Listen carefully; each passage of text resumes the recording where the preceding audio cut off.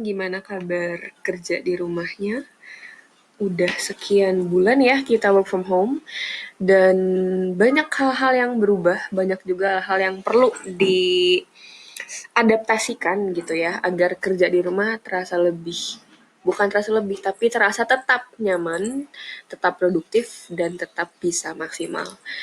Nah, terus di pembahasan kali ini aku mau coba men-share tentang apa-apa yang sudah aku rasakan selama work from home ini.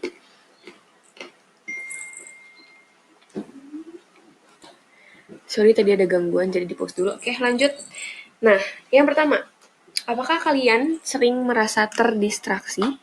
Jadi kayak apalagi di hari Senin gitu ya. Biasanya hari Senin tuh kerjaannya lebih luar biasa banyak dan kalian punya to-do list yang panjang, tapi kalian ngerasa waktu kalian di hari itu nggak cukup.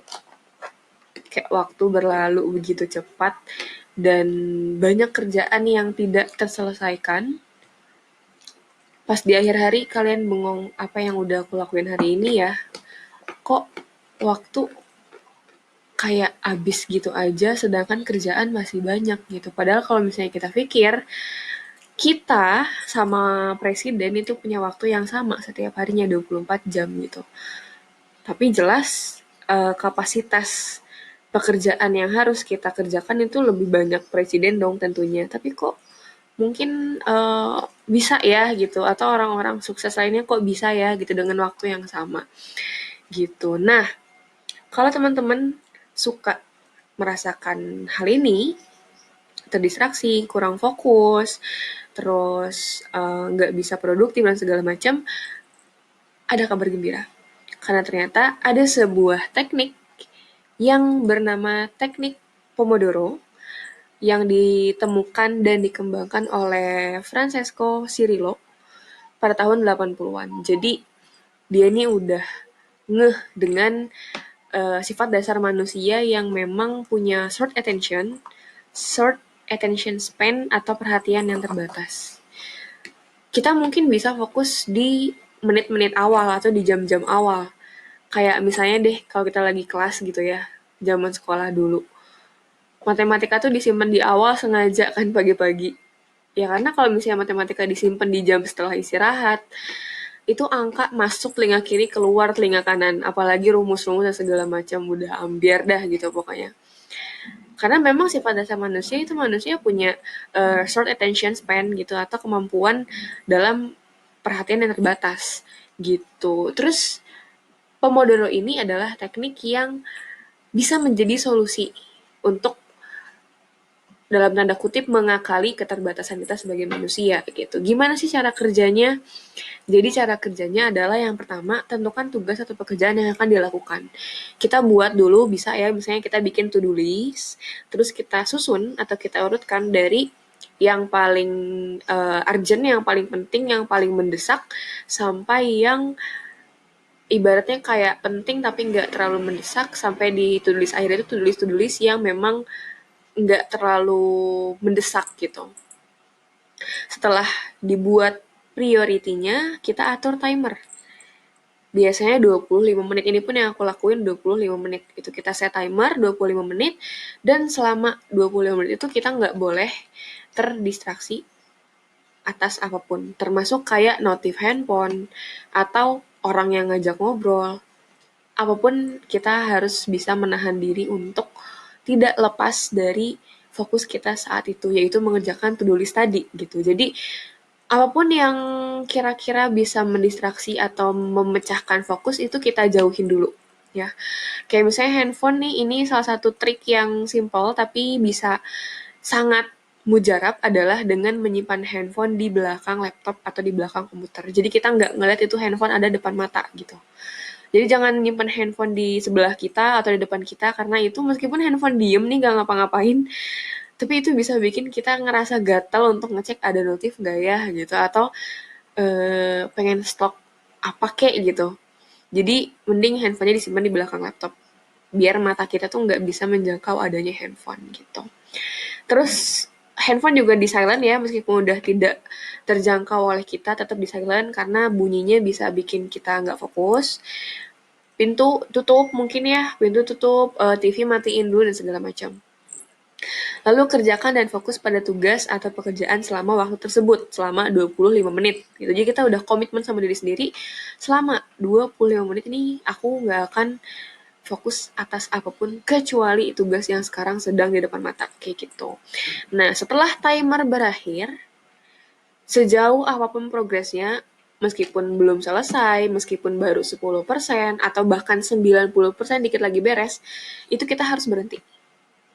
Karena memang kita udah komitmen 25 menit, jadi selesai atau enggak, berhenti dulu, terus kita ambil istirahat singkat selama 5 menit.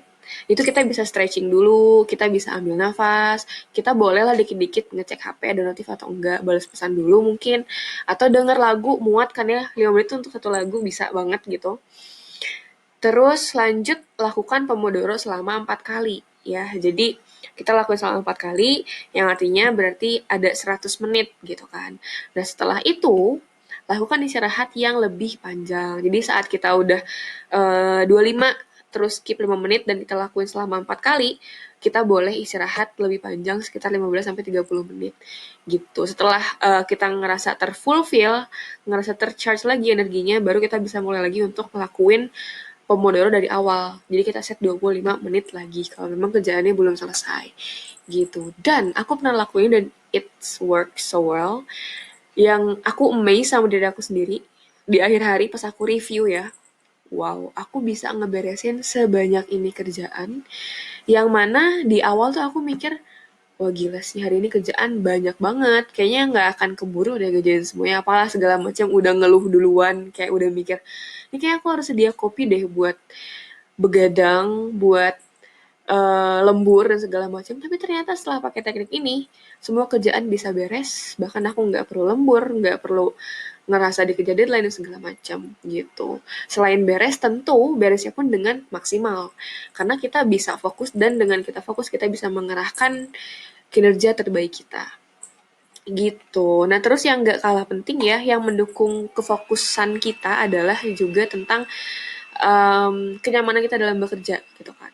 Kalau kita waktu lagi kerja di kantor mungkin lebih rileks karena kita bisa jalan-jalan ke sana kemari, terus meeting juga biasanya kayak pindah ruangan apa segala macam.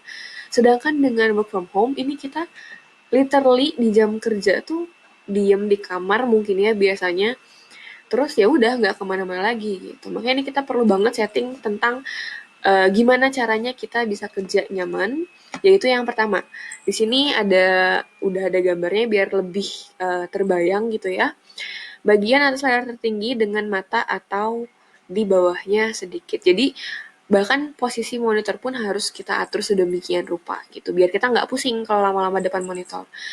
Terus jaga agar keyboard sejajar di depan Anda dan kira-kira sama tinggi dengan siku Anda. Jadi pasti segini banget nih si posisinya, biar kita tangannya nggak terlalu ngangkat atau nggak terlalu ke bawah gitu. Sentuhan keyboard dengan ringan dan jaga pergelangan tangan lurus. Nah ini nih fatal. Aku sering ngetik ngetik yang dengan kekuatan super gitu dan malam-malamnya pegel. Pokoknya tahu-tahu ada koyo aja di tangan dan itu nggak nyaman banget untuk hari berikutnya. Jadi kita bisa menjaga biar kita ngetik dengan slow, dengan ringan dan dengan pergelangan tangan yang tetap lurus gitu. Terus jaga bagian belakang dari siku kaki sedikit menjauh dari kursi agar menghindari tekanan di belakang siku. Nah ini nih jangan terlalu nempel ya, biar nggak pegel. Terus istirahatkan kaki pada lantai atau penyokong. Nah ini penting banget juga ya. Kerja kerja tuh kita berjam-jam gitu. Ibaratnya kayak aku aja nih kalau misalnya makan di tempat umum, misalnya kayak makan di tukang mie ayam, terus kaki aku tuh pasti auto nyari penyangga buat kaki. Dan aku bakal ngerasa nggak nyaman atau bete kalau misalnya ternyata kursi yang dia sediain itu nggak ada penyangga kakinya. Kebayangkan ya kayak kursi-kursi baso gitu loh. Nah, kayak gitu. Kan nggak semuanya ada penyangga. Oke, ini penting banget apalagi untuk kerja yang dilakuin berjam-jam gitu. Terus jaga kepala agar dapat melihat lurus ke depan. Nah, ini yang sering aku lakuin adalah kepalaku tuh kadang kanan kiri atau belakang depan yang akhirnya pegel leher, yang udah kalau udah pegel tuh luar biasa sakit banget. Sampai kadang salon pas aja nggak cukup untuk nyembuhin gitu. Kayak berasa harus diurut gitu loh. Pokoknya repot deh gitu. Terus nyamankan pundak Anda. Nah, ini pundak juga bagian yang paling krusial ya. Ini aku langsung langsung posisikan pundak biar nyaman. Terus atur sandaran kursi agar nyaman juga. Dan yang terakhir, jaga agar paha Anda disokong dengan rata oleh kursi. Kira-kira sejajar dengan lantai. Nah, kalau misalnya kita bisa menerapkan pola duduk seperti ini, terus pola mengetik, pola melihat monitor seperti ini, insya Allah kita jam kerja 8 jam itu kita masih ngerasa nyaman dan kita masih ngerasa fit gitu. Sehingga kinerja pun bisa maksimal. Terus untuk stretching yang bisa kita lakuin di depan laptop, nggak usah khawatir ya. Bukan karena kita kerja di rumah dan depan laptop terus kita harus ngerasa struggle dengan ini, kita tetap bisa ngelakuin stretching meskipun dalam kamar dan dengan pergerakan yang sederhana. Yang penting ada pergerakan. Misalnya yang pertama, 10 sampai 20 detik lakuin gerakan yang kayak gini diulang 2 kali. Terus yang kedua seperti ini 10 sampai 15 detik.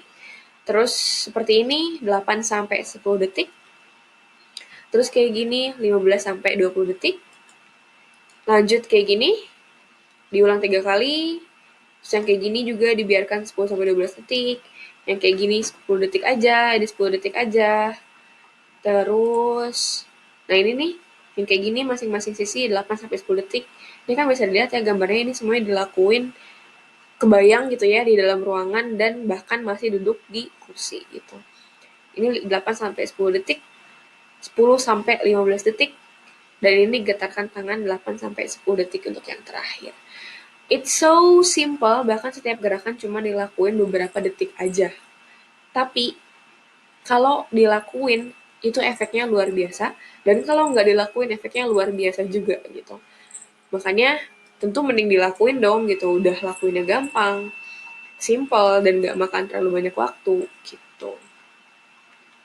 Terus ada juga nih beberapa olahraga ringan yang bisa kita lakuin. Kalau tadi kan stretching, kalau ini olahraga ringan gitu ya. Misalnya letakkan dagu ke dada, tahan beberapa detik, kemudian teruskan dengan melihat langit-langit lalu kembali tahan beberapa detik. Terus kayaknya kalau misalnya nggak ada gambarnya nggak akan kebayang ya. Dan sepertinya gerakan yang dideskripsikan sama ini tuh kurang lebih sama sama yang di sini. Jadi gambar ini udah bisa dijadiin referensi untuk stretching. Dan ini sama aja ya, jadi nggak usah dijelasin. Oke, paling segitu yang bisa aku sharingkan untuk bagaimana saya tetap bisa nyaman dan produktif meskipun kerja di rumah. Semoga bermanfaat. Wassalamualaikum warahmatullahi wabarakatuh.